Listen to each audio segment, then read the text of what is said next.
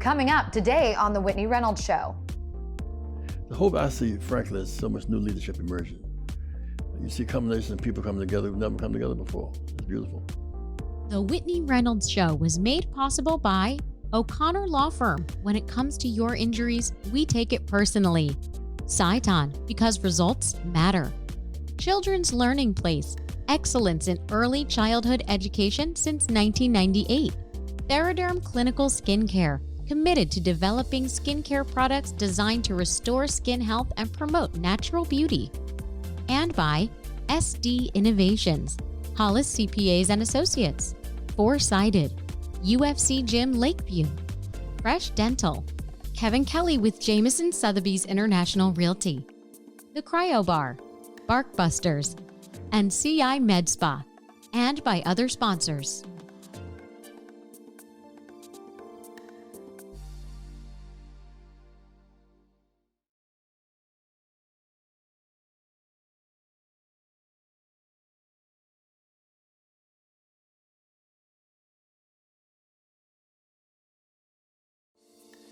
Today's topic is a tough one.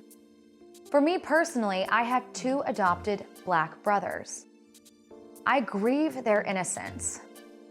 I am sad that in today's time, we still have to see suffering. As I mentioned, this is a tough topic, and we are going to navigate it together. Some might want to stay away from this, but if we stay silent, we are part of the issue.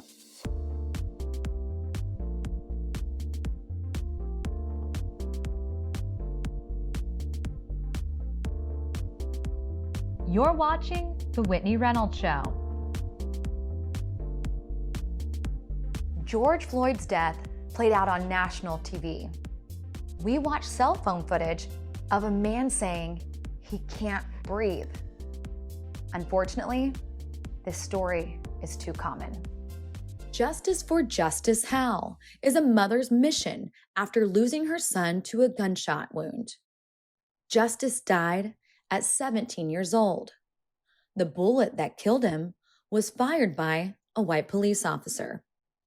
Mother to mother, I want to understand her pain.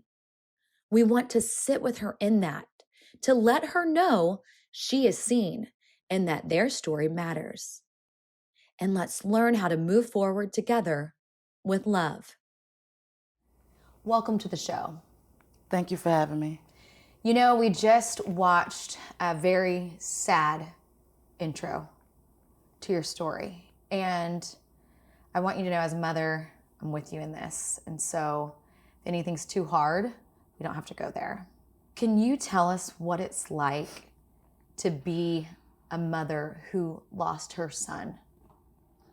It's hard. It's hard. I'd say every day is a struggle.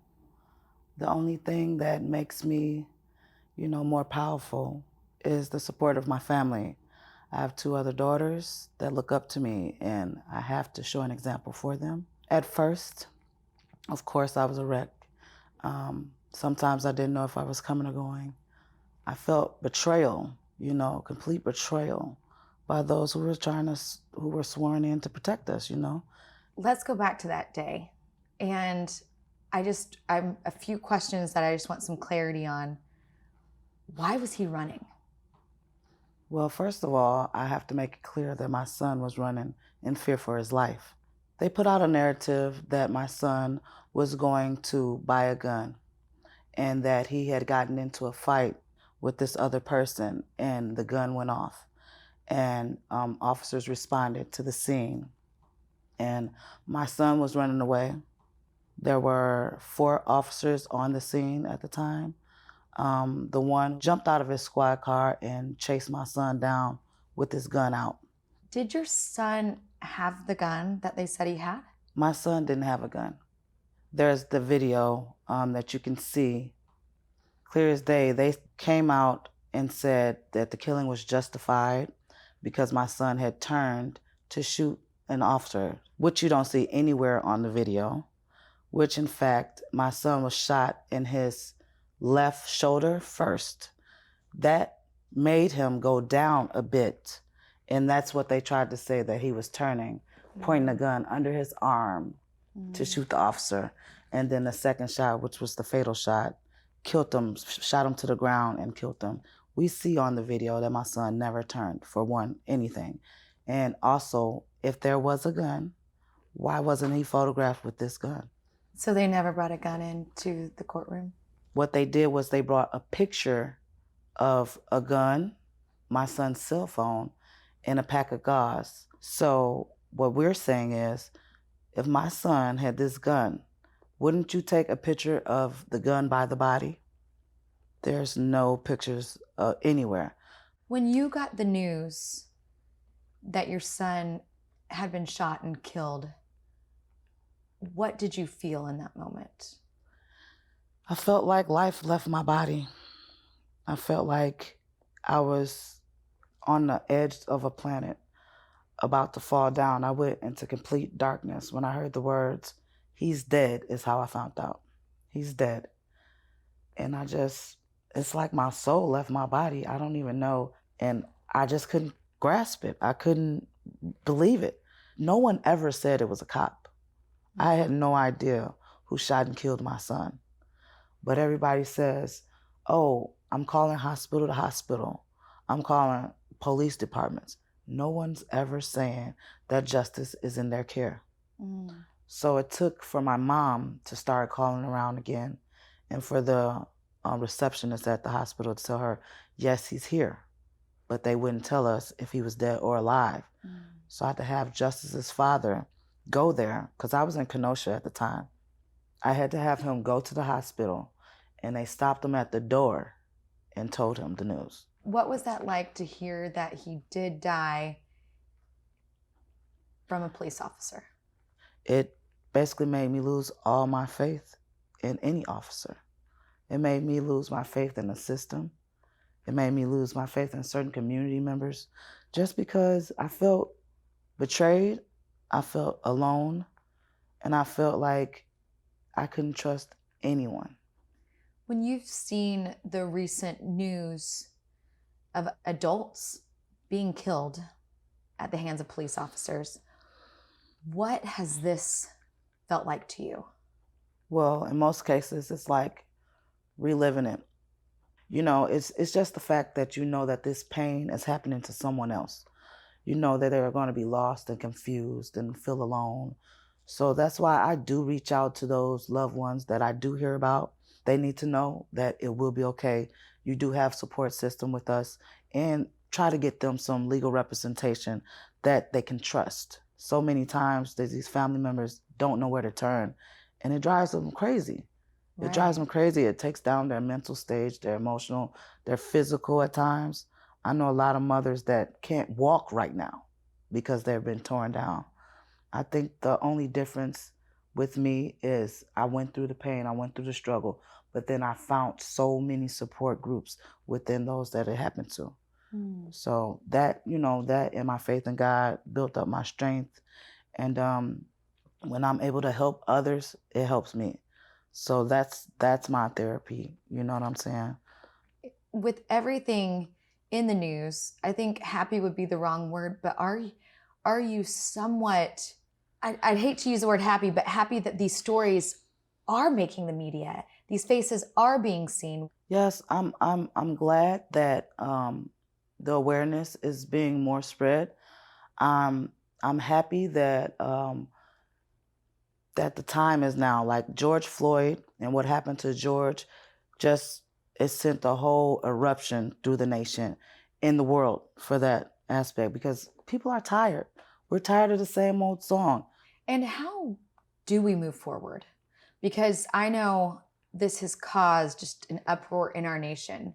And I'm curious with where you're at, and you're in a different seat than I am, because I've been watching and you have lived it.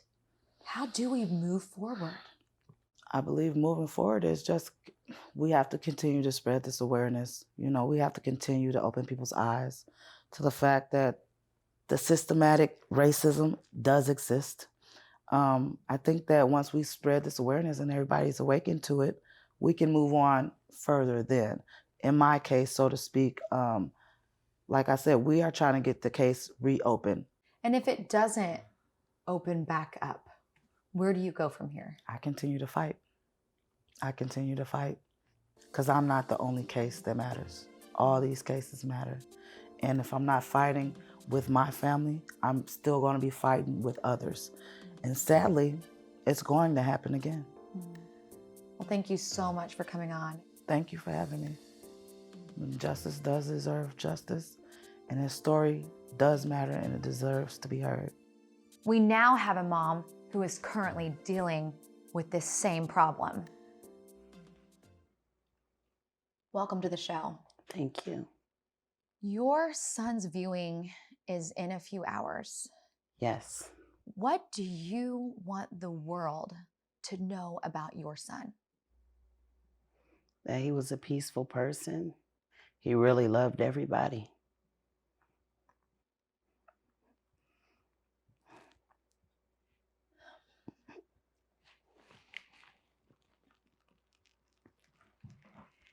I'm right here with you, and we're going to get through this together. Sorry. No, you're fine. Oh. What were the plans he had for his life? He just wanted to get his views up. He liked rapping, singing, dancing. He liked it all. He just wanted to be a people's person. Have you watched the dash cam video of your son? The first 2 minutes, I couldn't take it no more. They had to put me in another room. I didn't want to see it. When you saw police brutality cases and other young Black men being shot prior to this being your story, did you ever think this could be my son? No, never. And I was angry and sad for them mothers, but I never thought it was going to touch me. And I never thought it was going to come to my family. When you got the call, what was the going through your mind of this? This can't be my story. This can't be my son. What was going through your mind? A family member called me 4 days before my birthday and said, Drini, Marcellus is dead. And I had her on speakerphone. I had her on speaker. And everybody heard it. And my kids, and we didn't know how to act, and I'm calling all over. I'm calling the police department. They're saying, oh, we'll get back with you. The detectives will get back to you. They never did. I called the hospitals.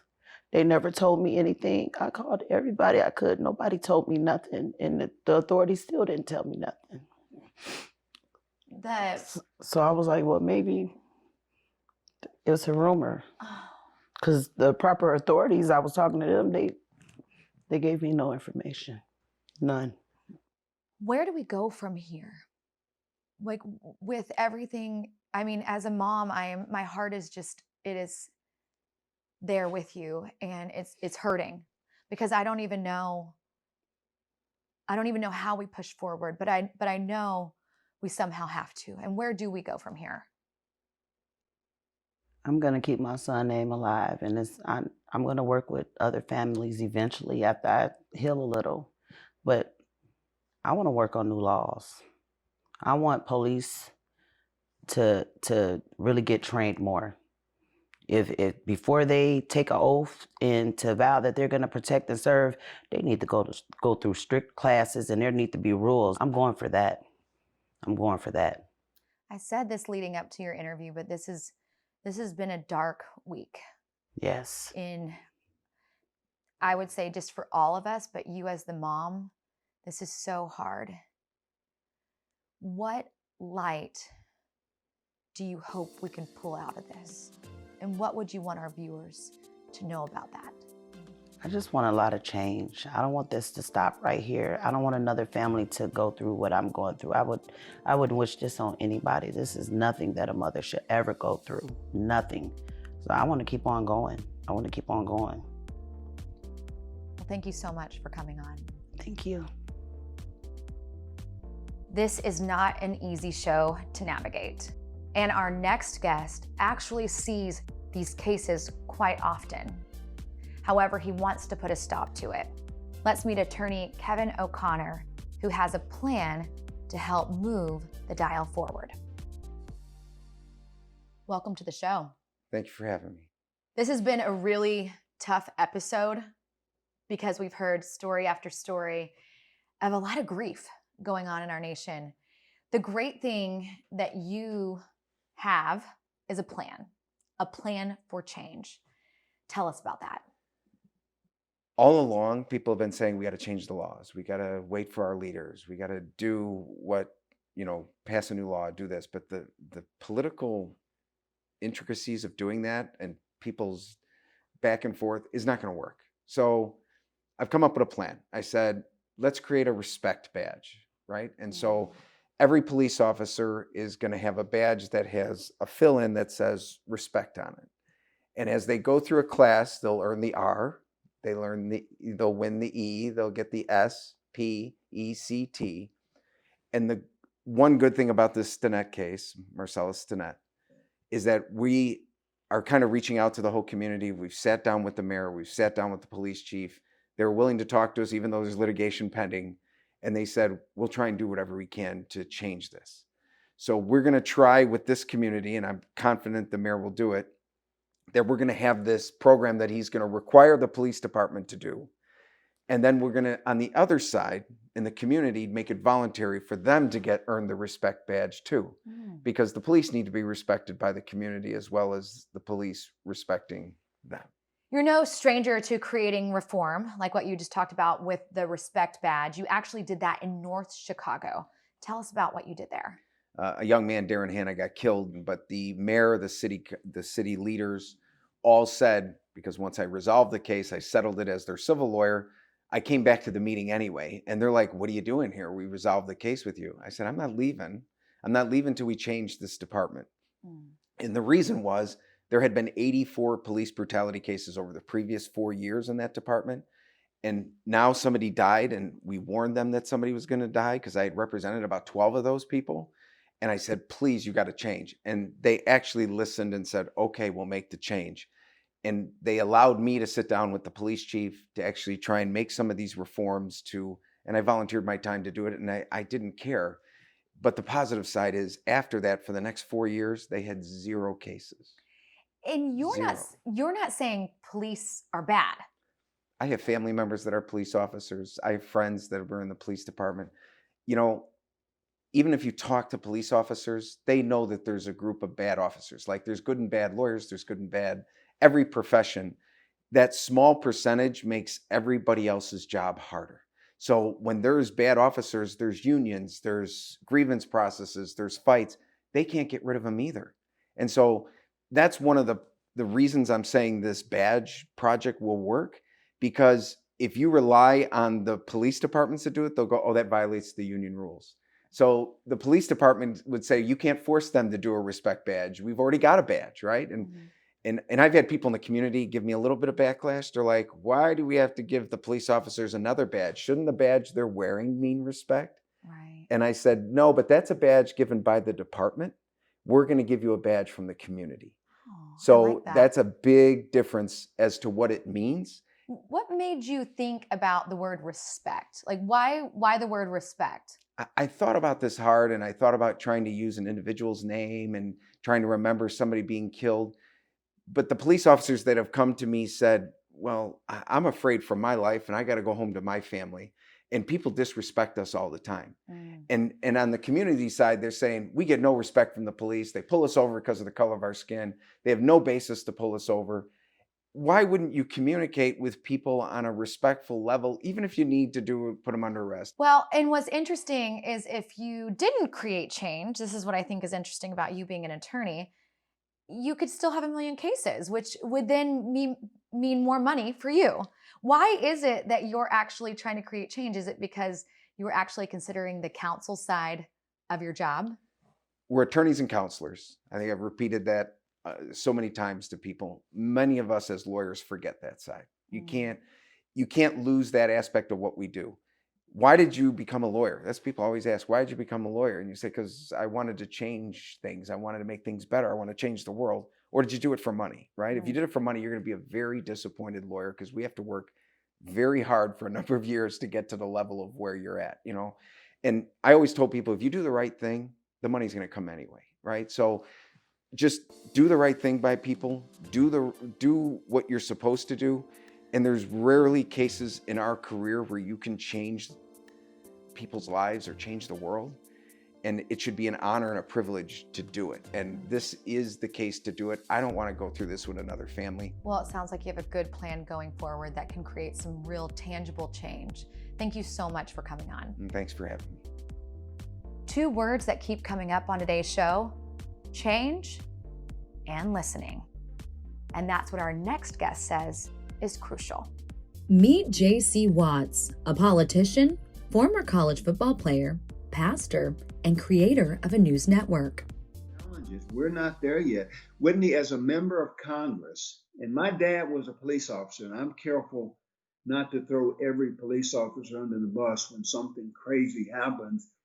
But my dad was a police officer, and in 1995, I was a member of Congress all of 3 months. In Norman, Oklahoma, where I played quarterback, where I was a member of Congress, that was my domicile.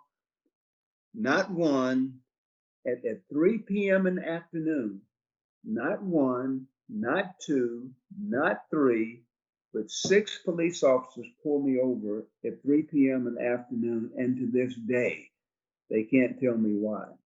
And another incident happened again, this time at a store. However, security camera footage backed his story. The question remains, though, why is this still happening? I felt the need to say there's more to the community than you see. There's crime, but for every young man that's 17, 18 years old that you see being dragged off in handcuffs to jail for crime or drugs, I can show you 50 that get up every day trying to figure out how I'm going to make my mother proud of me today. And that side of the community you don't see. So he founded the Black News Channel and what he calls a bridge. Be a bridge, if you will, that people will tune in and understand, get some understanding about our culture. Whitney, you and I may be different colors, we may be different genders, we might have grown up in different cultures, but that doesn't mean that we can't be friends. But understanding each other's culture, I think, is important. Next up, we have a police officer who says there's still good out there, and he wants to be part of the solution. Welcome to the show. Thank you for having me. Now, I've known you a long time. Officer Spells, is that what we should call you? Please call me Lois, that's fine. That feels not right because you are an officer. I think it's best that we start to recognize the human side of officers and addressing them by name as just an additional person in the community that are on the same goal, have the same goals and objectives of creating peace in our community. Interesting point of humanizing people, because I think sometimes we forget that everyone is a person. Absolutely. And I can understand the professional side of things and the uniform. And however, we are human. We are parents. We are spouses and friends and colleagues and college roommates and all those things that everyone share. And it's important that we remember that, because we are in this struggle together, right, of creating more safer communities that are free of harm to the most vulnerable. Unless we all are working together to create safer communities, it won't be done. That's so interesting. We talked earlier, with a mother who lost her son in a shooting with a police officer. And what has this time and all the recent stuff we've encountered with, the headlines, what has this meant to you as a police officer, but also a Black police officer? Yeah, it has been very difficult, to say the least, to navigate this dichotomy of blue officer and Black male. But if I could think back over the years, and actually the very reason what has led me to the profession, teaching 5th and 6th grade and feeling this call, this divine call to the profession, I had many conversations, if you will, with God. Why would you lead me to something that I despise of? And growing up in a housing project, in an urbanized setting where you were over-policed and there was a complete void of service and partnership with the local police department.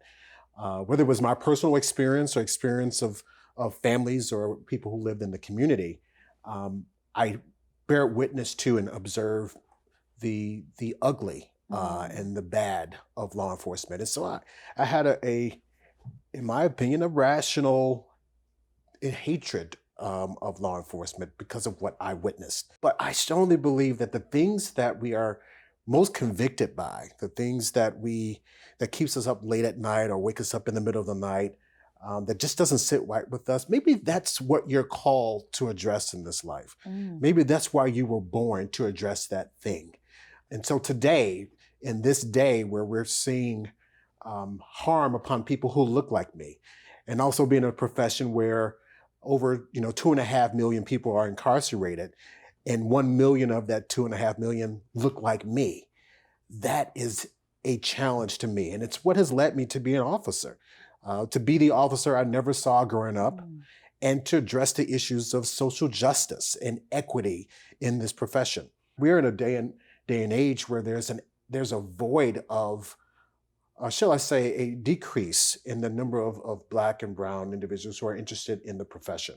In the last decade, we're seeing constant numbers decreasing of applicants who are interested. This is the time you should sign up. And so if I can share and convey that message, this issue that we're dealing with, Whitney, is not new. Right.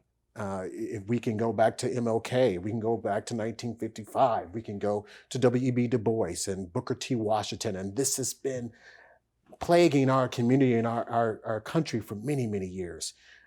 And so I feel that this is the time to really take advantage of the opportunity that's before us. This show today is pulling on so many different heartstrings for me personally and as an interviewer, especially with the stories that have unfolded here. And what you just said, from the humanizing of also, if that's what hurts you, keeps you up late at night, look into that. How have you dealt with the protesting against something that you are a part of? Like, how have you been able to be in this unsettled territory? It does create some cognitive dissonance in an individual where you understand your role and responsibility to maintain law and civility in our communities, but also not being so fixated on one side or the other, but to stay in the place of righteousness and the place of, is this the right thing to do? Or is that act wrong? Or is that right? And to be open and vocal about that. We say that silence is violence. Where there's a silence from the law enforcement community, there needs to be an open, statement from more municipalities to say what happened in that community is wrong. And these are the things that we're doing to make sure it doesn't happen here. So with the protests that have happened, have you seen protests personally in your area? Yes, there are standing protests around our police department every weekend. Do you feel like they look at you in an easier light, or is this something that, do you feel, again, caught in this dilemma? It's something about the uniform that somehow eliminates the color of my skin. How on earth is that possible? Not from your end. Not on my end. Thank you for clarifying that. I have a job to do. I take that serious to be able to protect people and put my life on the line to do so. But when I come to work, I'm a Black man. When I put on that uniform, I'm a Black man as a police officer. When I leave there, I'm a Black man. It is not something I can take off and choose what I am on a given day. And so I do understand the challenges that exist and why today it's still difficult for me to drive and see a police car behind me, even though I've been an officer over 2 decades, because I'm still even traumatized from times before that, or even some challenges that I've had while being an officer. Wow. It doesn't go away. Right.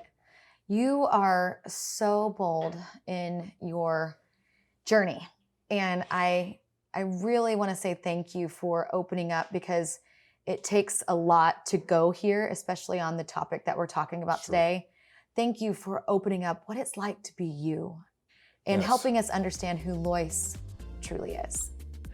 I appreciate that. And though I can only speak for me and speak my truth, we're at a moment of defunding the police. We're at a place of reorganizing and reimagining law enforcement, and all of that is great. If we can understand practically, what does that look like? Right. Because we truly do want to limit police responding to everything. Right. Well, you have been wonderful. Thank you so much for coming on. My pleasure. Thank you for having me. Next up, we have a familiar face who has been fighting for justice over the years. Reverend Jesse Jackson joins us now. With so many police brutality cases happening, where do we go from here? We have to have police officials who are decent and honest and fair. We have to have enforcement officials who hold them accountable. To kill somebody, you must be accountable. Killing us without consequences is what Black Lives Matter comes from. So you're saying consequences, but hope's still out there. We need to hold consequences, people accountable, but yet still see hope? The hope I see, frankly, is so much new leadership emerging. Black mayor in Montgomery and Selma, Alabama, and Richmond, Virginia, the heart of the Confederacy. When Dr. King spoke in Washington in '63, one Black official in the whole South, one Black official, Leroy Johnson, senator from Atlanta, not one Black official. 60 Black congresspeople there, 40 Latinos, 25 Asian Americans, 2 Native Americans, and they operate as a team of women who came in 2018. There's hope. You see a combination of people coming together who've never come together before. It's beautiful. That is beautiful. You've been marching a long time. You've been marching alongside grieving moms and even Martin Luther King Jr. If he was here today, what do you think he would say about the current state of our world? He would say he would look for the hope. Where's the silver lining in the cloud? We have the power to change the direction of our country. And that's what he would be encouraging coalition voting. When I look at Osloff and Reverend Warnock running in Georgia as a tandem, Black and Jewish, running for the U.S. Senate, it's a big deal, given what we've faced across the years. I see young people, 18 years old, the right to vote, and they're voting. So that excites me to see so much hope arising among people who, when Dr. King was killed, we could have retreated in despair, went forward by hope. And out of that, an explosion of opportunities came. People using leveraging their votes and their dollars and their education. Amazing. And in your lifetime, what would you like to see change? If you could change anything right now, what would it be? A mindset about humanity. Humanity is indivisible. The genocidal killings of Blacks cannot just be seen as local, as America, white America's domain. We must take our case to the world court. The whole world must be watching. Driving while Black, can get educated because you're Black, can get paid because you're Black. That's genocidal, and we must fight that. And we have the capacity to do so. If we choose to be sober, sane, sensitive, and caring, we can win these battles. Well, it's been a true honor to have you on here today. Thank you so much. Thank you. Thank you for staying with us through the show and listening to listen and listening to potentially create positive change. Remember, your story matters.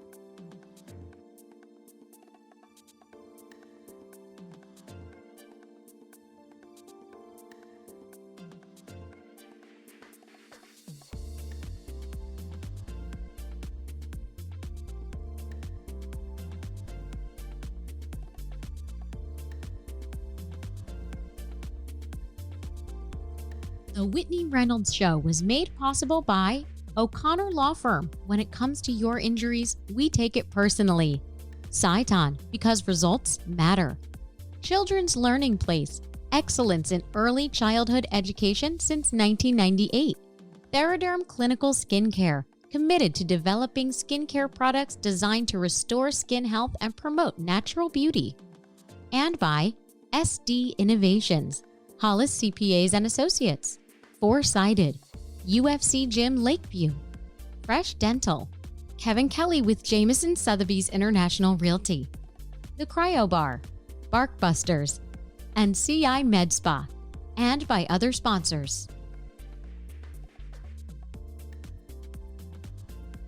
Go beyond the interview with Whitney Reynolds and her 52-week guide of inspiration. The book goes deeper into the topics you see on The Whitney Reynolds Show. To get your copy for $12.95 plus shipping and handling, go to whitneyreynolds.com/store and use code PBS. For more information on today's program, visit whitneyreynolds.com or follow us on social media, on Twitter @Whitney Reynolds and on Instagram @Whitney_Reynolds.